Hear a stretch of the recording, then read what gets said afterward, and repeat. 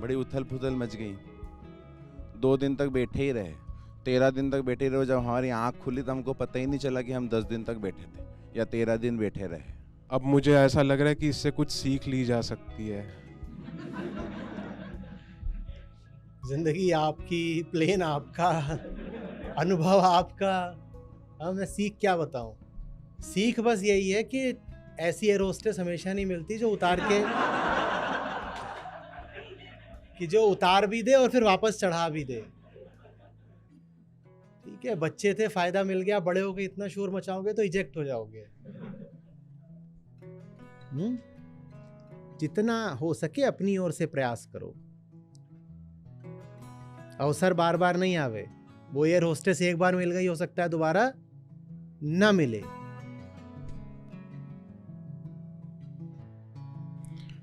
प्रणाम आचार्य जी।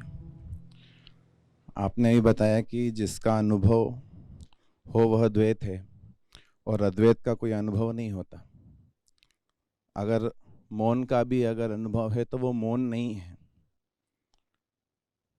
और असली अनुभव जब होता है तो अनुभोक्ता नहीं होता।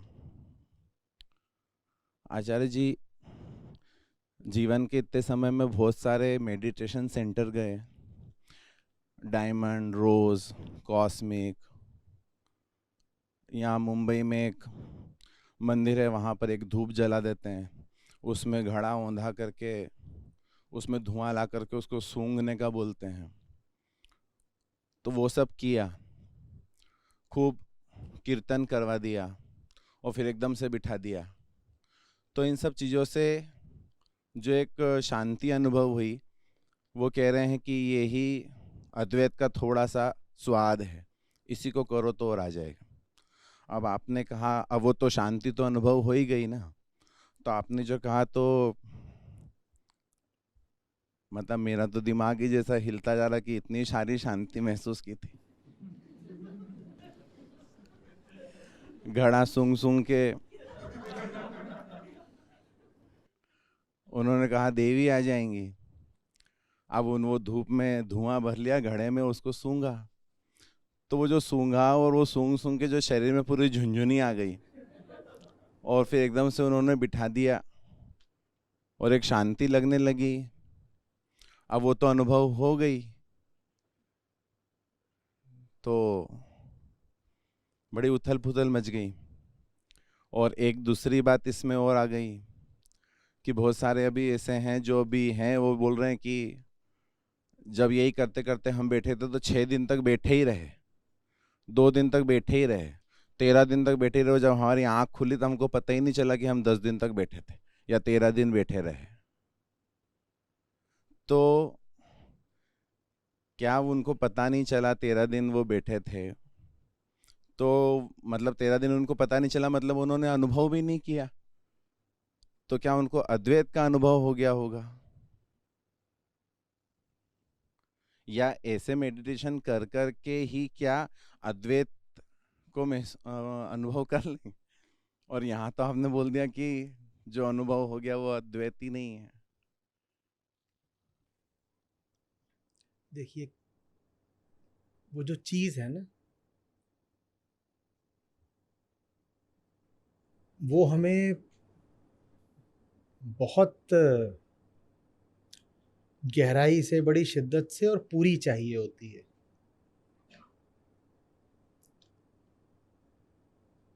और मिलती है इतनी सी, तो उस समय बड़ा आसान लगता है, क्योंकि उसकी प्यास बहुत सारी है कि दावा कर दो कि इतनी मिल गई है।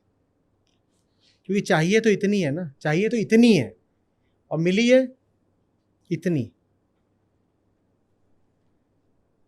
तो बड़ा मन करता है कि कम से कम इतने का तो दावा कर ही दो, क्योंकि प्यास तो इतने की थी।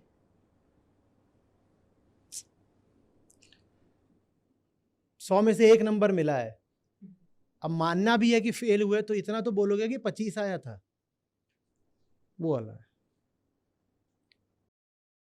शांति 2 तरह की होती है, द्वैतात्मक और अद्वैतात्मक। द्वैतात्मक शांति क्या होती है? द्वैतात्मक शांति ये होती है कि आप यहाँ बैठे हुए हैं और मान लीजिए आज बिना खाए आ गए थे यहाँ पर, बहुत भूख लग रही, बहुत भूख लग रही है। फिर 9 बजे जाकर के सत्र खत्म हुआ और 10 बजे जाके कुछ खाया तो राहत मिली। ये है द्वैतात्मक शांति। ये शांति बस एक अनुभव है, ऐसा अनुभव जो अपने विपरीत अनुभव पर आश्रित रहता है। ऐसा अनुभव जो अपने विपरीत अनुभव पर आश्रित। अगर आपको दिन भर भूखा नहीं रखा गया होता तो 10 बजे आपको उतनी शांति भी नहीं मिलती खाने से। आप चूंकि पहले भूखे रखे गए इसलिए 10 बजे बड़ी शांति मिली। ये द्वैतात्मक शांति कहलाती है। ये जैसे आप यहां आ गए, बैठ गए, अब आपने पैंट पहन रखी है और वो टाइट है बहुत। सुबह पहन ली थी कि भाई चलो पहन लो, और कुछ मिल नहीं रहा, जल्दी से चलना है, और वो टाइट पैंट है, उसको पहन के यहाँ बैठ गए। अब दिन भर यहाँ बैठे हैं और बैठे बैठे तकलीफ तो हो रही है, पर किसी चीज़ को बहुत समय तक बर्दाश्त कर लो तो उसकी थोड़ी आदत पड़ जाती है। तो बैठे हैं और बैठे बैठे भूल भी गए कि इससे मुझे तकलीफ हो रही है। फिर वापस गए अपने होटल के कमरे में और पैंट उतारी, और उतारते ही अचानक बड़ी राहत मिली कि ये क्या हो गया। ये द्वैतात्मक शांति है, जहां शांति का होना ही इस बात पर आश्रित है कि आप पहले परेशान कितने हो। किसी को गहरी शांति का अनुभव देना है तो उसे पहले खूब परेशान कर दो, और फिर वो इतना शांत अनुभव करेगा कि वाह वाह वाह क्या बात है। समझ रहे बात को? फ्लाइट छूट रही थी और 2 घंटे तक भाग भाग के किसी तरीके से फ्लाइट को पकड़ा है, और फ्लाइट जिस क्षण आपको बोर्डिंग पास मिला तो ऐसा लगा जैसे स्वर्ग मिल गया है। अब मिला क्या है? कुल एक बोर्डिंग पास, पर अनुभव ऐसा हुआ जैसे पता नहीं क्या दुनिया की सबसे बड़ी चीज मिल गई है। ये द्वैतात्मक शांति है। ये आपको राहत, ये स्वर्ग इसीलिए मिला क्योंकि आप 2 घंटा तनाव में गुजार कर आए हो। भागे आ रहे, गाड़ी भगा रहे ट्रैफिक में, उसके बाद चेक इन में भागे हैं जोर जोर से, किसी के हाथ पांव जोड़े हैं कि लाइन में आगे आने दो। ये सब करा है तमाम तरह कि उपद्रव करने के बाद किसी तरीके से बोर्डिंग हुई है। बड़ा अच्छा लगता है। ये द्वैतात्मक शांति है। ये सस्ती शांति है। ये सस्ती शांति है। ये अगले तनाव का कारण बनेगी। पता चल गया कि इतनी देर से आके भी बोर्डिंग तो हो ही जाती है, अगली बार 5 मिनट और देर से आओगे और इस बार बोर्डिंग नहीं मिलेगी। पता चल गया कि बिना देखे समझे भी कपड़े पहनने पर काम तो चल ही जाता है, अपना बैठे रहे, अगली बार और बिना देखे समझे पहनोगे, और इस बार तो किसी तरीके से वो पैंट को टांगे रह गए, अगली बार वो फटेगी। ये द्वैतात्मक शांति होती है। इसमें शांति उतनी ही होती है जितना शांति से पहले परेशानी होती है, तनाव होता है, अशांति होती है। इसमें शांति का होना अशांति पर आश्रित होता है। इसमें अशांति को घटाने के लिए शांति का सहारा लिया जाता है। इसी को ऐसे भी कह देते हैं कि घटी हुई अशांति को ही शांति कहते हैं। द्वैतात्मक शांति में अशांति बहुत थी, वो कम हो गई तो हम कह देते हैं मैं शांत हो गया, मैं शांत हो गया। शांत नहीं हुए हो, सिर्फ अशांति कम हो गई है। हो अभी उसी आयाम में, अशांति के ही डायमेंशन में हो, बस अशांति 10 यूनिट से 4 यूनिट हो गई तो कहते हो शांत हो गए। आयाम, डायमेंशन अभी वही है, उसी एक्सिस पर हो। समझ में आ रही बात? उसे शांति बोलना नहीं चाहिए, वो ऐसे ही है, बस कुछ एक थोड़ी देर के लिए एक राहत की बात है, उसमें और कुछ नहीं रखा है। अब अद्वैत शांति क्या होती है? अद्वैत शांति होती है जब जो अशांत था उसने अपनी अशांति के मूल कारण को ही समझ लिया।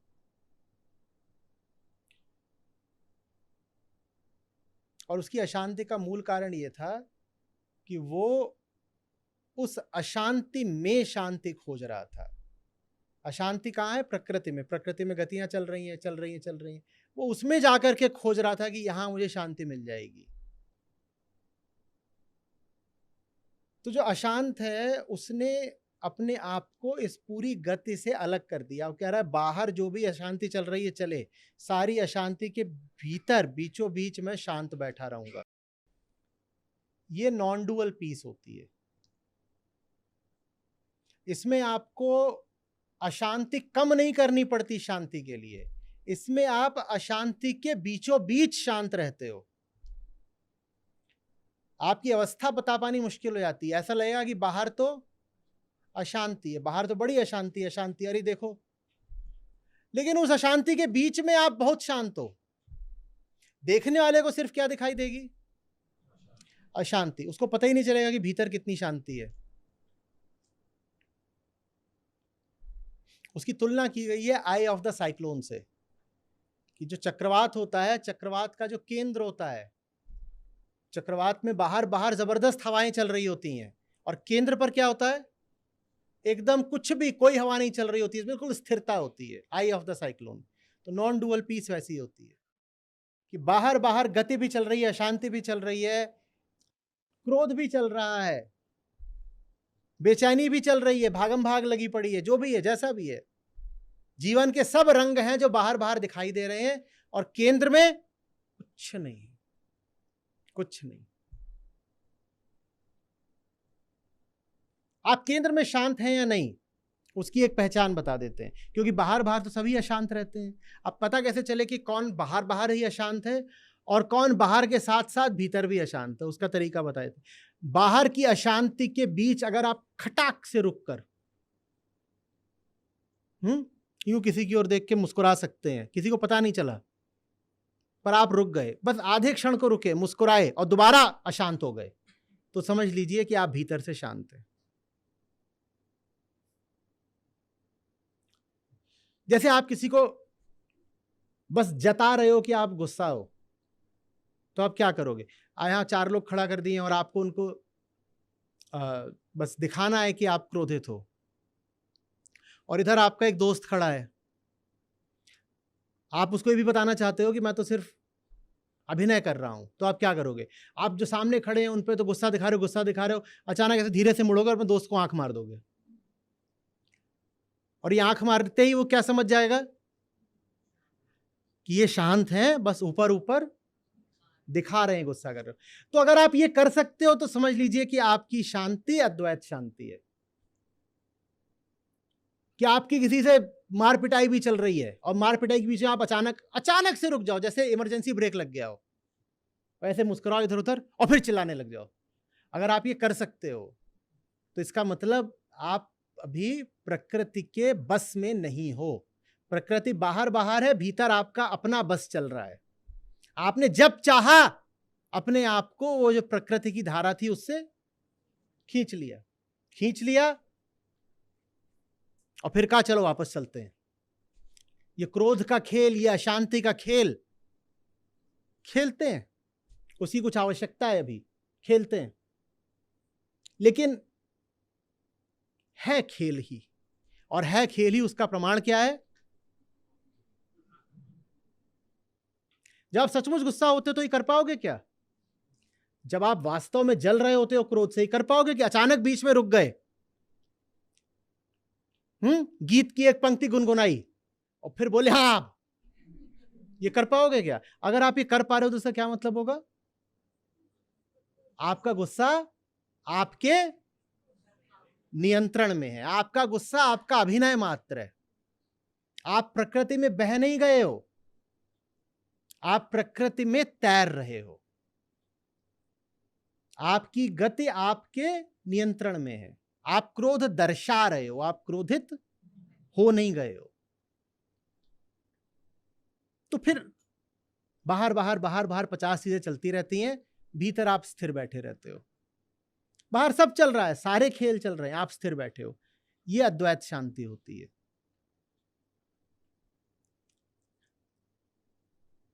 समझ में आ रही है बात? हाँ?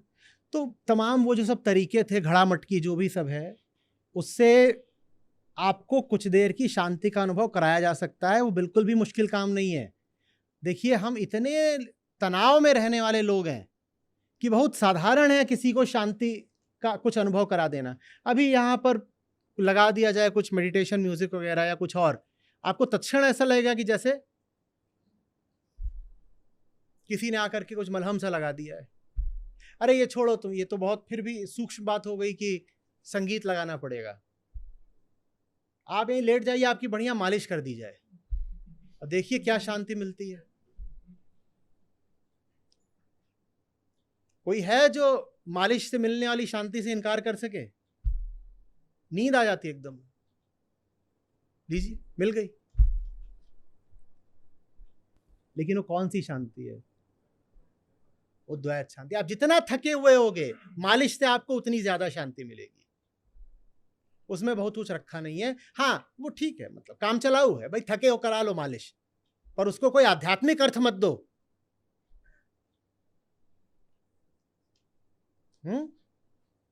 दिक्कत ये नहीं है कि इन सब केंद्रों में ये जो भी तरीके के मेडिटेशंस हो रहे हैं उनमें आपको शांत करा जा रहा है, बिल्कुल दिक्कत की बात नहीं। आदमी इतने तनाव में है कि जिस भी तरीके से उसको शांत कर सको, करा जाना चाहिए।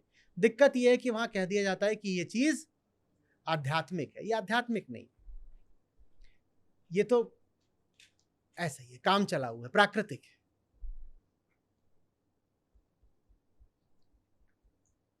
तो अगर कोई कहता है कि मैं वहां गया था और वहां ऐसा संगीत चल रहा था, या ऐसी वहां पर कोई क्रिया हो रही थी, या कुछ और हो रहा था, या धुआं छोड़ रहे थे और उससे मुझे शांति मिली, तो वो झूठ नहीं बोल रहा है, वो सच बोल रहा है, उसे शांति मिली होगी। बस बात इतनी सी है कि वो जो शांति मिली है वो द्वैत शांति है। अभी मिली है, अभी चली भी जाएगी। तुम्हें वो नहीं मिला है जो तुम्हारे साथ हमेशा रहेगा। तुम्हें ऐसा कुछ नहीं मिला है। जितनी देर वो संगीत चल रहा है उतनी देर तुम ऐसे मदमस्त रहोगे, but the music will stop.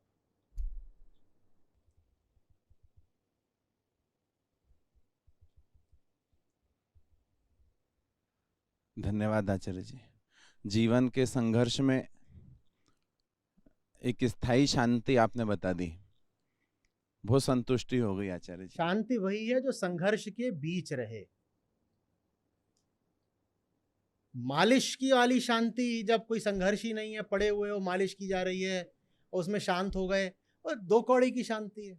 हम नहीं कह रहे वो शांति नहीं है, वो भी शांति है, पर वो बहुत निचले तल की शांति है। वो असली शांति नहीं है।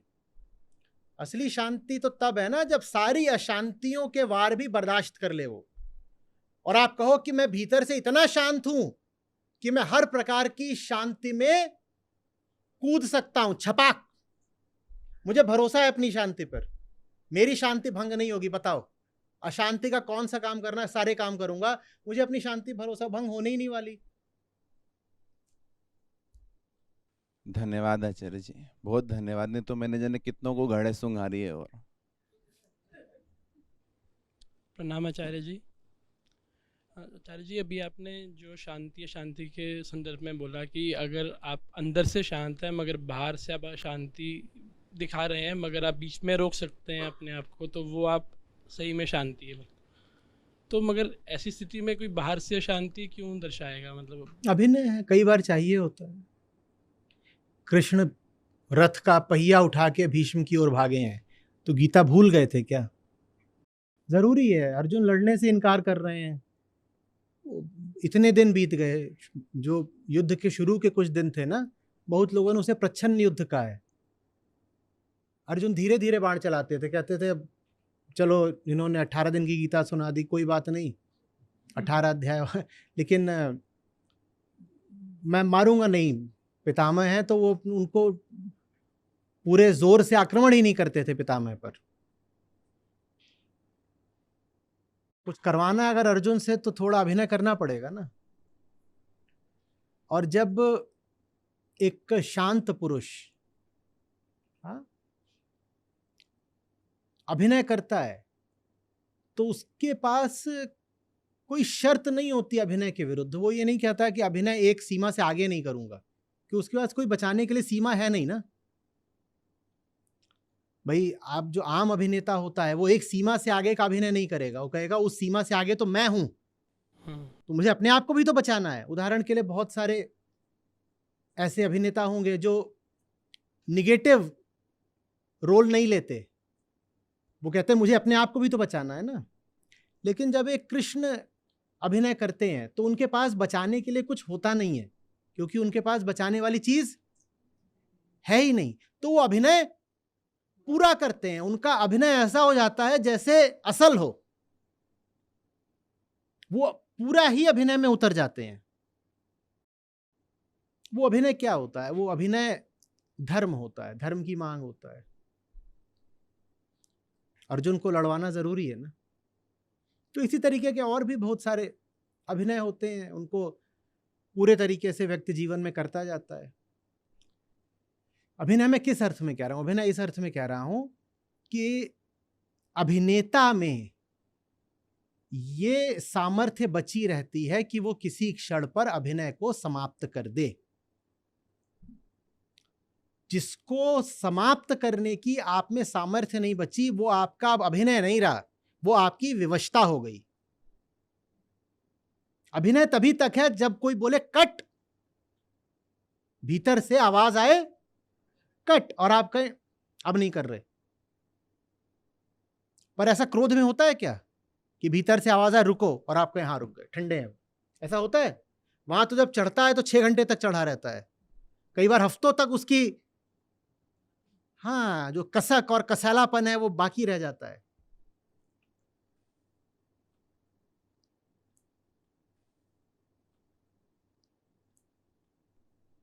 जिसने अपने ऊपर सिद्धि पकड़ी होगी उसका एक प्रमाण ये होगा कि आप उसको देख करके हैरत में पड़ जाएंगे। वो किसी क्षण अगर कुपित है तो बहुत कुपित है, और आप कहोगे अभी बहुत कुपित था, और आप पाओगे कि 2 मिनट 4 मिनट के अंदर अंदर हंस रहा है। उसके लिए कट बोलना संभव हो जाता है।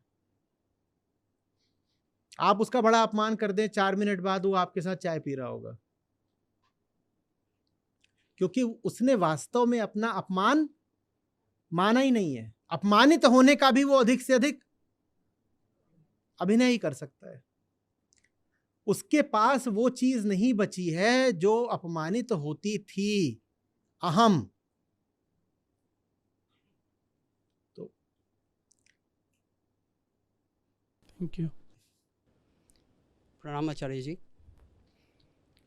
बाबा बुल्ले शाह कह रहे हैं कि वो कुछ और हो गए हैं और वो हर जगह अद्वैत का अनुभव कर पा रहे हैं और देख पा रहे हैं। सवाल यह है कि बाबा अद्वैत को कैसे अनुभव कर रहे हैं, जबकि आपने कहा कि अद्वैत को हम एक्सपीरियंस ही नहीं कर सकते, अनुभव नहीं कर सकते हैं।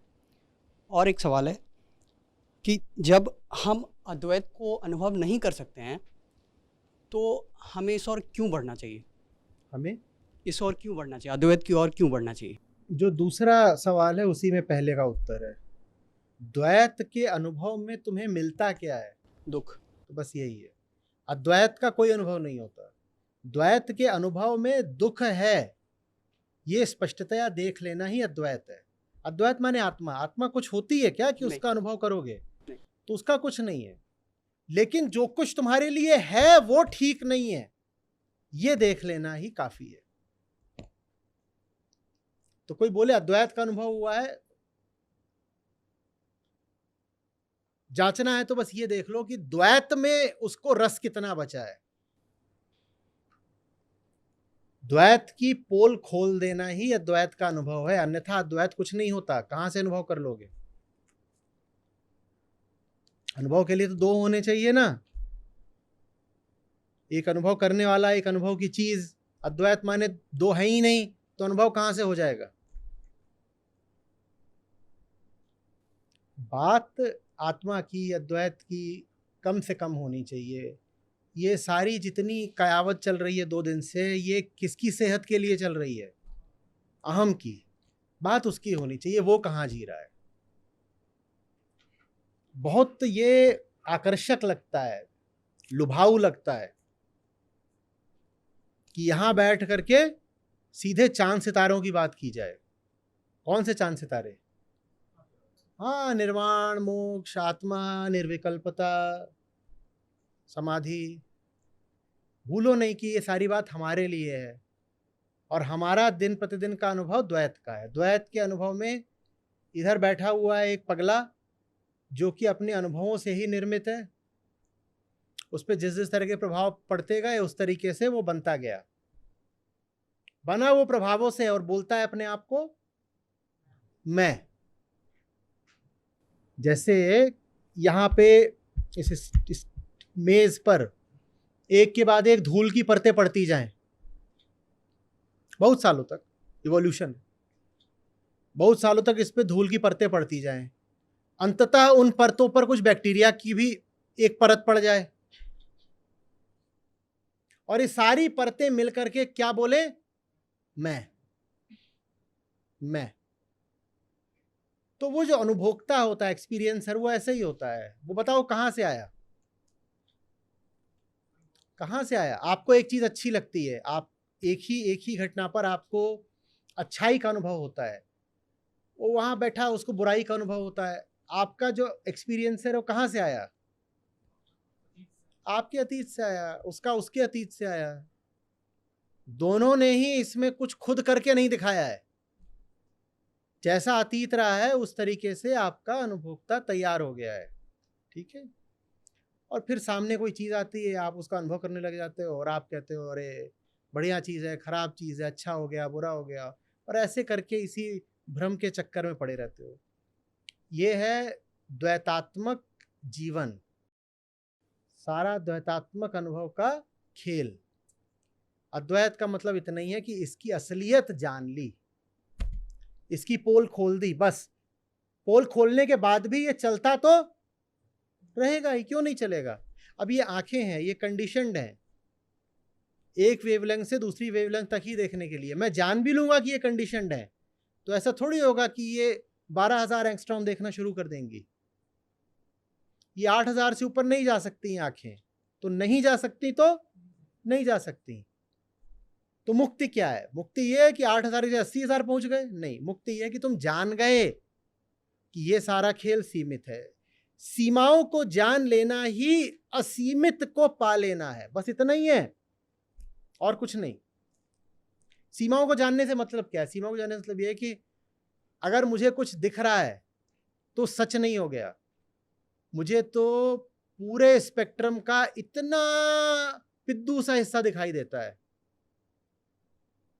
4,000 से 8,000 एंगस्ट्रॉम, और पूरा जो स्पेक्ट्रम है वो अनंत है, मुझे इतना से दिखाई देता है। तो जो मुझे दिखाई दे रहा है वो सच कहां से हो गया?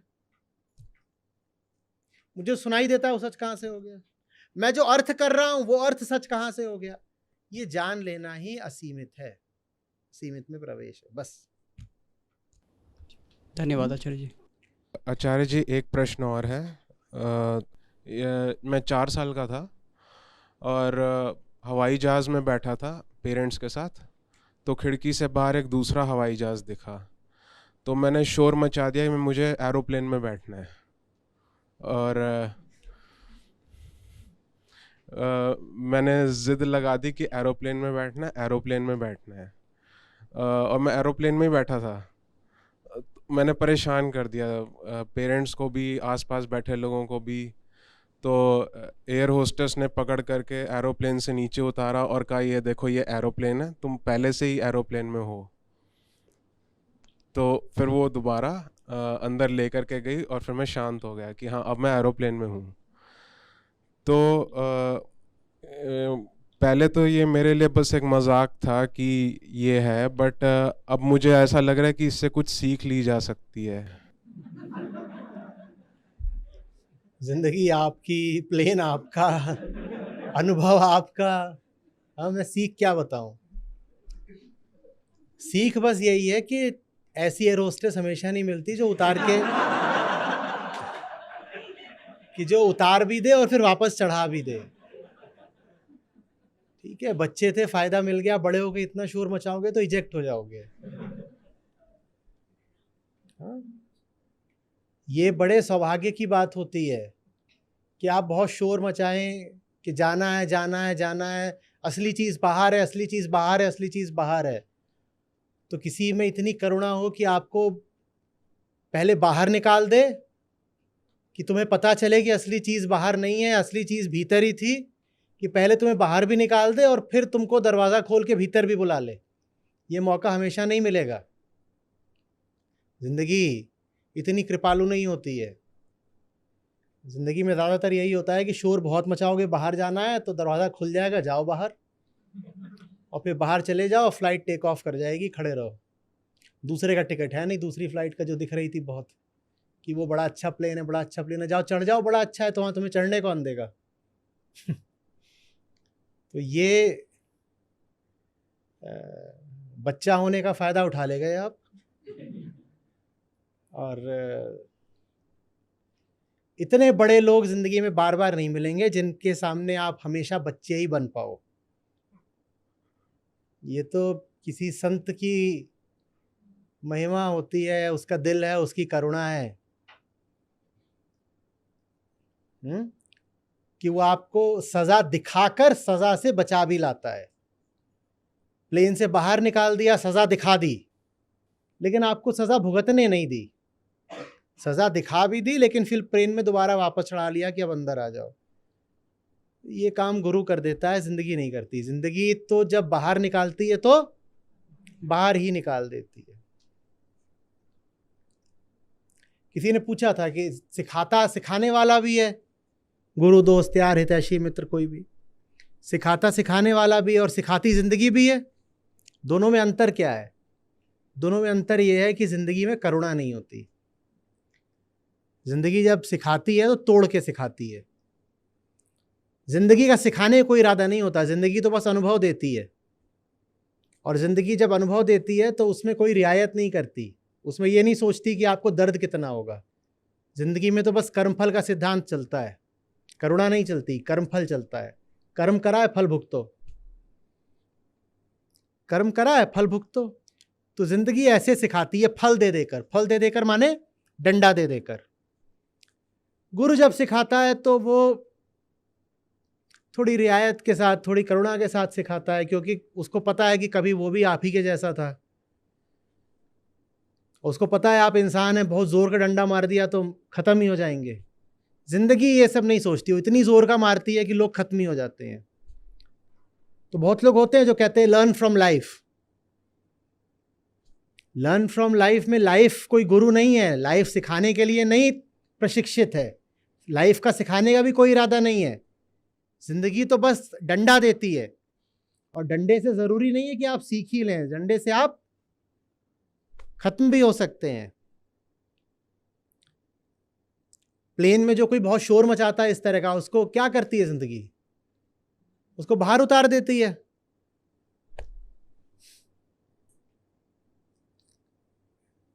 बच्चे हो, वो बेचारी सहृदय कोई एयर होस्टेस रही होगी, उसने इतना करा कि खोला दरवाज़ा, नीचे उतारा, दिखाया, फिर अंदर बिठाया। ये काम गुरु का होता है, ज़िंदगी ये काम नहीं करती। तो सावधान रहना चाहिए। तो मतलब शोर नहीं मचाना है।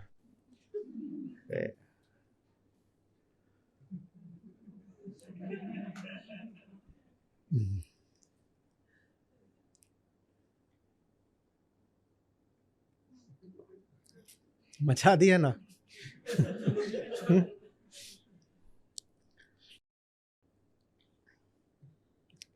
जितनी जल्दी हो सके, जितनी तत्परता से हो सके, अपनी जितनी जान लगा के हो सके समझने की कोशिश करनी चाहिए, क्योंकि गरज अपनी है, गरज सिखाने वाले की नहीं है।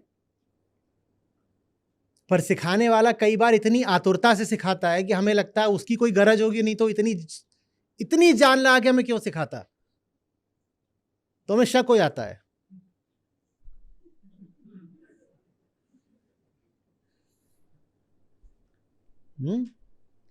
जितना हो सके अपनी ओर से प्रयास करो। अवसर बार बार नहीं आवे। वो एयर होस्टेस एक बार मिल गई, हो सकता है दोबारा न मिले। धन्यवाद आचार्य।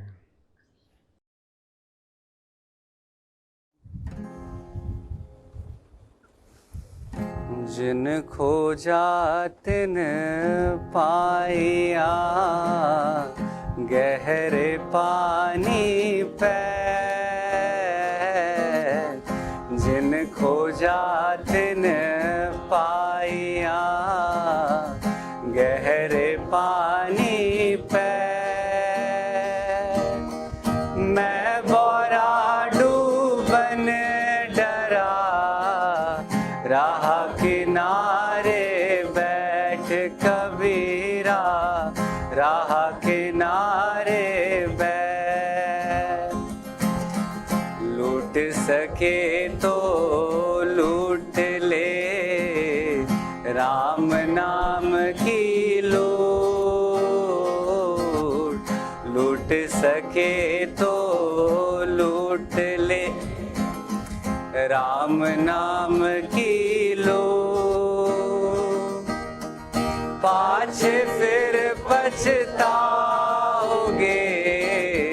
प्राण जाए जब छूट कबीरा, प्राण जाए जब छूट। मन के मते ना चालिए, मन के मते अने। मन के मते ना चालिए, मन के मते अने।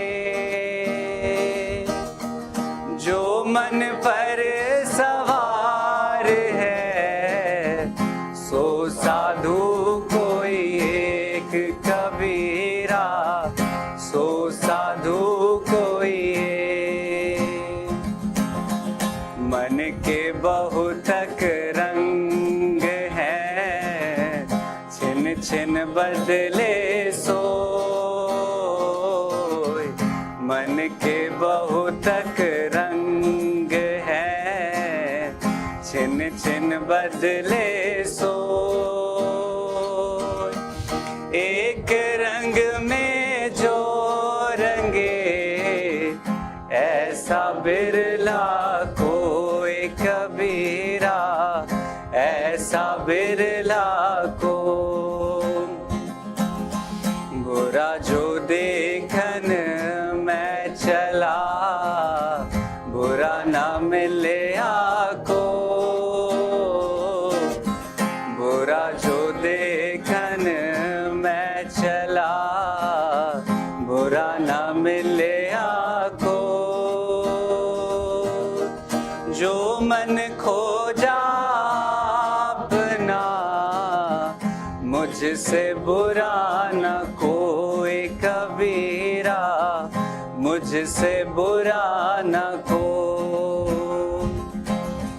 चाह गई चिंता मिटी, मनवा बेपरवाह।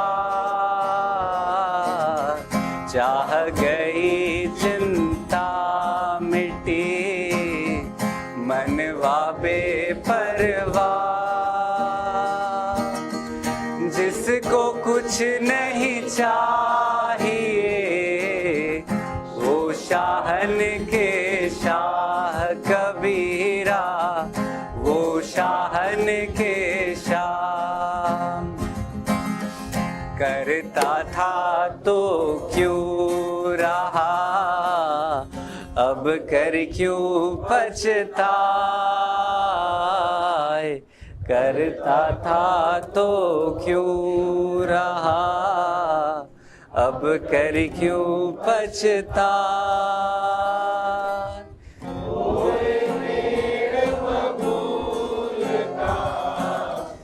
अम्बुआ कहाँ से पाए कबीरा, अम्बुआ कहाँ से पाए। नैया पड़ी मझधार, गुरु बिन कैसे लागे पार। नैया पड़ी मझधार, गुरु बिन कैसे लागे पार। कैसे लागे पार, कैसे लागे पार।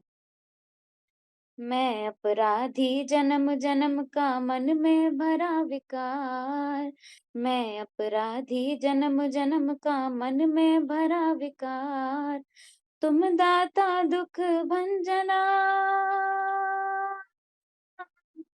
तुम दाता दुख भंजना, मेरी करो संभाल, कैसे लागे पार, कैसे लागे पार। साहिब तुम मत भूलियो, लाख लोग मिल जाएं, साहिब तुम मत भूलियो, लाख लोग मिल जाएं। हमसे तुमरे बहुत है, हो हमसे तुमरे बहुत है, तुम सो हमरो ना, कैसे लागे पार, कैसे लागे पार। बहुत बहुत धन्यवाद।